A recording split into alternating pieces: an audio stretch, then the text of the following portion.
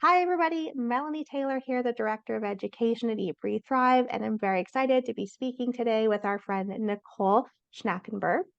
And Dr. Nicole Schnackenberg is a mother, a child, community and educational psychologist, systematic practitioner, author, and yoga therapist. She's a director of the Yoga and Healthcare Alliance and holds a trusteeship for the Give Back Yoga Foundation in the UK, Sunshine Baby Bank, and the Body Dysmorphic Disorder Foundation. Nicole, thank you so much for being here with us today and talking a bit about the recent release of the Eat, Breathe, Thrive 7-week series study. Is there anything that I missed in your bio that you wanted to share with our listeners? No, I think you captured it all there, Melanie. Only my absolute delight to have been part of this study and delight also to have seen it published. It's amazing. Mm-hmm. I came in a little bit after this, and I can tell you that being able to hear all these stories after leading the work myself and training our facilitators, I hear a lot about the early programs and yourself working with Sam. So wonderful. I'd like to get to know a little bit about you. Can you tell us a bit about what led to the work that you currently do? What got you where you are? Yeah, thank you, Melanie. Certainly in terms of what led me to Eat, Breathe, Thrive, was my own lived experience. So, I was working as a special school teacher at the time, and Mm. I was looking for different modalities to support the children who just seemed to really be struggling with life. And I came across an approach at that time called special yoga, and I thought, well, maybe this might help. Went off, packed my bags, went off to Texas from the UK to do this training in special yoga, little knowing that I would find something also for myself. Fell in love with the practice of yoga, came back, shared it with the children, and particularly fell in love with it for myself in terms of my own journey with a history of diagnosis of anorexia. Just found it helped me in all the ways really that Eat, Breathe, Thrive offers and espouses and have been found in the study. So then I was really looking for something or an organisation or someone who was using yoga as an approach for food and body image struggles, and of course came across the Eat, Breathe, Thrive, and on that journey I went, and I'm so glad that I did. Mhm. Yeah, well, I would have to say we completely agree that we're glad that you did. Um, I find there's such a commonality about supporting ourselves and supporting others that shows up in the background of most of our work. I'm not surprised to hear that. And what would you say, in the work that you do is the favorite part of your work? I think it is the connection piece. It's the privilege of coming alongside, getting to know, being with, exploring with another person and other people. There's something very special about the group context as well. I love working in groups when we begin to gel, see the barriers breaking down, people beginning to share, the hearts all opening up to one another. I think it's those moments I really live for, Melanie. Mm, yeah, there's such it's almost like the ability to talk back to the parts of us that say that we're isolated and alone, and bringing that together and being witness to another person, that validation. There's so many parts of being in community that has such a valuable part of it. Yeah. Why do you find that the work that you do is important?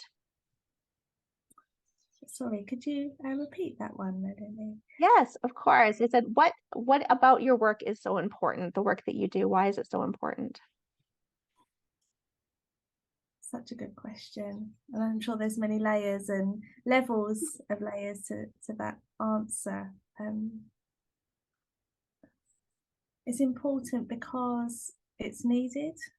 I think opportunities to come, and I loved that you used the word community there, that pillar of Eat, Breathe, Thrive, opportunities to come in community with others who have similar lived experience. I'm thinking of that step into the circle activity that happens at the start with some of the Eat, Breathe, Thrive, or one of the possibilities to start off the program. That sense of, oh, these experiences, these thoughts, these feelings that I'm having are shared, and here I am with people who are sharing them. I find that to be so important. Perhaps in a society that is, on the surface at least, more individualistic, really prizing independence over and self-regulation over co-regulation. I think sometimes we've forgotten actually that we are a collective nervous system, a collective beating heart, that no man is an island. Oh, it gave me goosebumps. Yeah, I completely agree with what you're saying, that this coming together and not doing it alone is an important part of our makeup, of how we were designed, is to be together. Yeah. So I'd love to transition a bit and hear a little bit about your experience in the study. So, as a facilitator of the curriculum, is there anything you'd like to share about your experience as a facilitator of the course and in the study, if that also resonates for you? I mean, my mind instantly turns to my co-facilitator. I was very, very privileged to co-facilitate with Sam, and yeah, that again, the journey that we went on together through the series as part of the study was, I think, really beautiful. Our own confidence growing, our own I mean, Sam already had it as part of the Eat, Breathe, Thrive team, but together our growing depth of embodying the curriculum, I suppose, of Eat, Breathe, Thrive, and finding our own way to offer it, whilst of course saying keeping that fidelity, which was particularly important. I think it's always important, but particularly important given that it was a rigorous randomized control trial.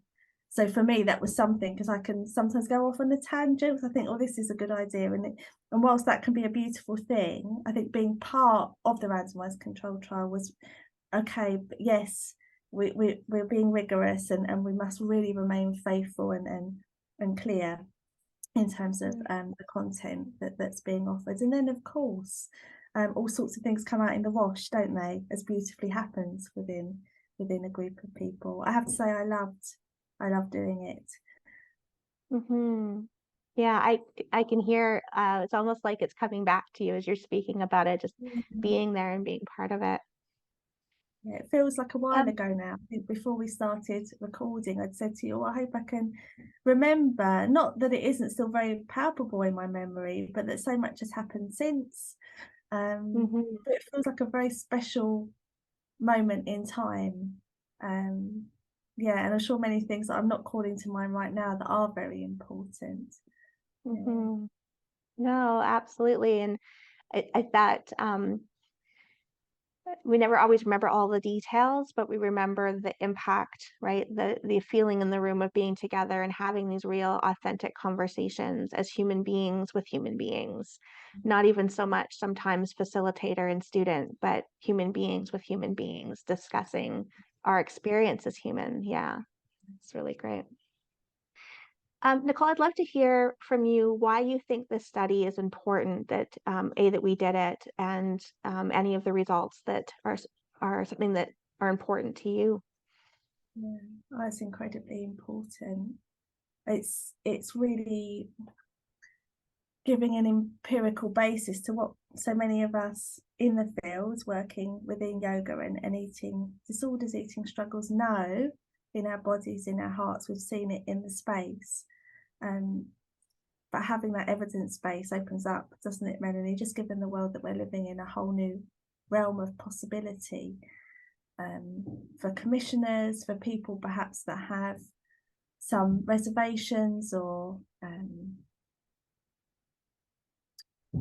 yeah, it's an important and incredibly wonderful thing that it's been carried out. And for me, I think it's particularly fantastic that the researchers looked at so many angles, but also that there are I mean, even the conversation we're having now is another aspect, and that could almost be another branch of the qualitative arm of the study. The fact that you've got this data, and very robust data. I remember people coming, the participants, doing the things on their phones in between, you know, all of that data gathering that happens. And then the qualitative, you know, the real lived experience. Also, I'm glad both were explored. Mm-hmm. Yeah, there's the data part is really important, as you mentioned, you know, really capturing lived experience in the moment. What difference was it actually making? And there are so many stories, the human stories about how it was experienced in all places, from the researchers, the facilitators and participants, that are really where the gold of the story is, or the gold of um, the study is it's telling human stories in data. Yeah. Mm. I appreciate that. Nicole, I have one last question. What would you want someone to know that's considering the 7-week series?